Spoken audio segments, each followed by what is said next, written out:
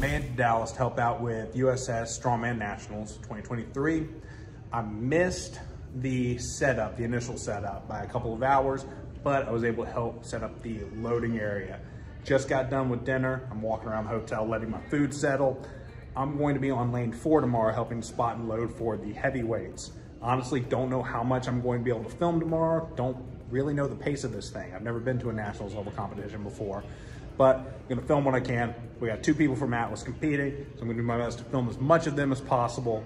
I'm looking forward to it being a good day. It's gonna be a long day, but it's going to be a good day. So let's get to that. Before that, like this video and subscribe to the channel. It really does help us out a lot.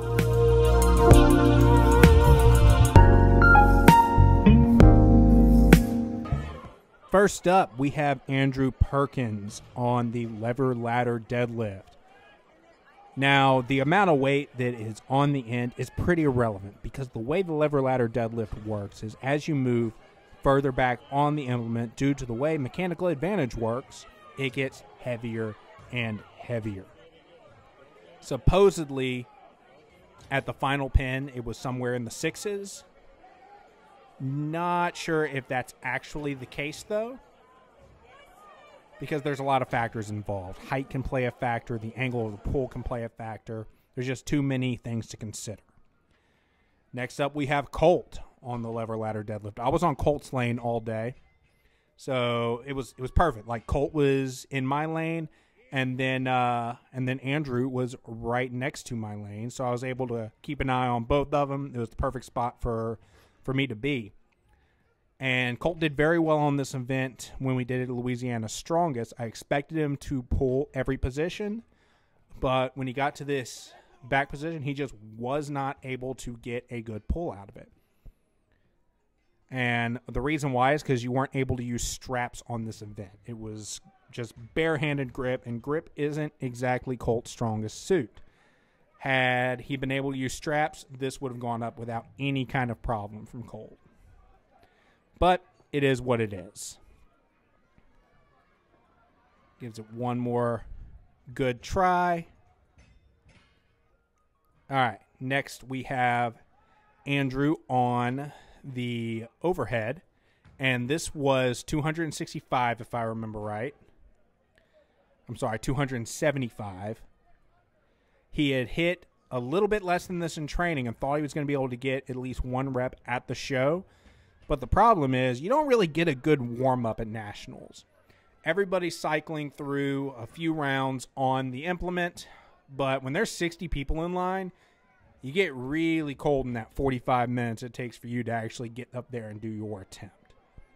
So while it's not ideal, it is what it is. Everybody's going about it with the same exact circumstances. So, better luck next time. Gives it one more good try.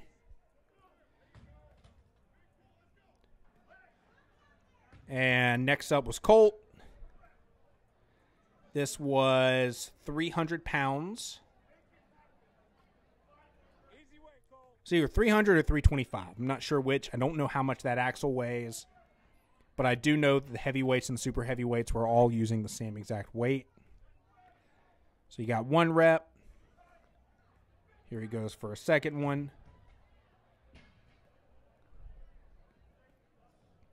And these were axles from Texas Power Concepts. They were originally supposed to be from Arsenal, but it did not work out. They got stuck in customs from what I understand. Here he goes. Give it another attempt.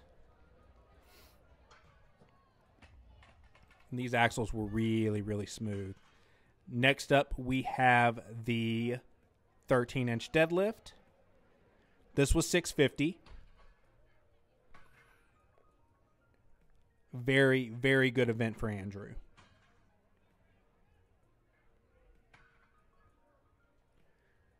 Just knocking them out.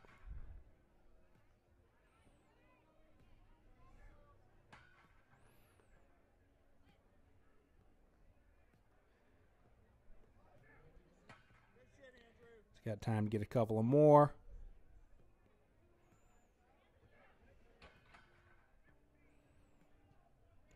And this was one of those events that a lot of people use suits on. So I wonder if he would have been able to get more had he gotten a suit.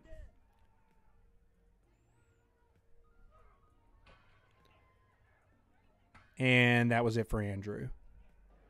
Next we have Colton. This was Colt's best event. You know, no surprise. Colt's a deadlifting monster. So if you look, we've got 3 different wagon wheels on this. And this is because and if you look in the back on top of that sandbag, every axle in the building was bent to shit.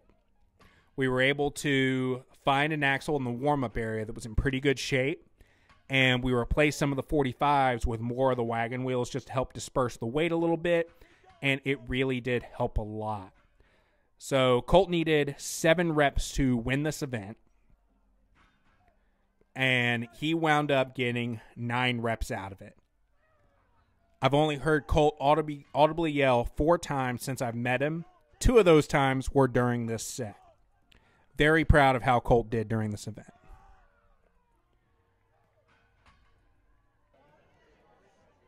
I didn't film this whole thing just because, I'm not going to lie, this is a very boring event to watch. This was the Texas coin hold. Apparently that's supposed to be a coin. I think it should have been called the Texas bucket hold. It kind of looks like something you'd wrap like a spool you'd wrap a hose around. But these were made by Sticks and Stone. You may remember them from, they did our Husafel replicas that we have. David makes a lot of really cool things, but these static holds, they're just not my favorite events. Unless it's like a Hercules hold or something like that, that's a lot more entertaining for the crowd. So this was something that I did not like. And this was my lane. There wasn't really much I could do about it. The rules stated that as long as the top of the implement was somewhere in between the top and bottom of your head, you were good to go. This judge kind of made up his own rule that on the spot, though. And it really hurt a lot of the athletes. This was my least favorite event to help with. This was a sandbag drag. These sandbags were made by Revise, which I always thought was pronounced Revis, but this is a 600-pound sandbag that was 12 feet long that they are dragging, and me and the other guy on this lane had to reset it in between each athlete, and oh my God, did it suck. Here's Andrew killing his set on that. All right, so we are back from Nationals. That was a long drive. It was a long weekend. I had a blast. I got to meet so many people, and there's so many more people that I wish I could have met. If you came up and said hi to me, it really meant the world. If you like this video, please like and subscribe to the channel. It really does help us out a lot. If you're in the Baton Rouge area and you'd like to be part of this amazing community, hit me up on Instagram. That's the best place to get in touch with me. If you're not in the Baton Rouge area and you'd like to support us, you can do that a couple of ways. You can head to the website, you can check out our programming options and our apparel options. I designed all the apparel myself. I love it. Hopefully you do too. Also, we got some competitions coming up. The most relevant one to this video is our next Strongman competition that is happening November 17th in Kenner, Louisiana. That is the 4th annual Rougarou Classic. We're gonna be in Expo Center this year, trying to get things out of this building, just we don't have to shut the gym down for 2 days. Well, like I said, like this video, subscribe to the channel, and until next time, keep that Titan.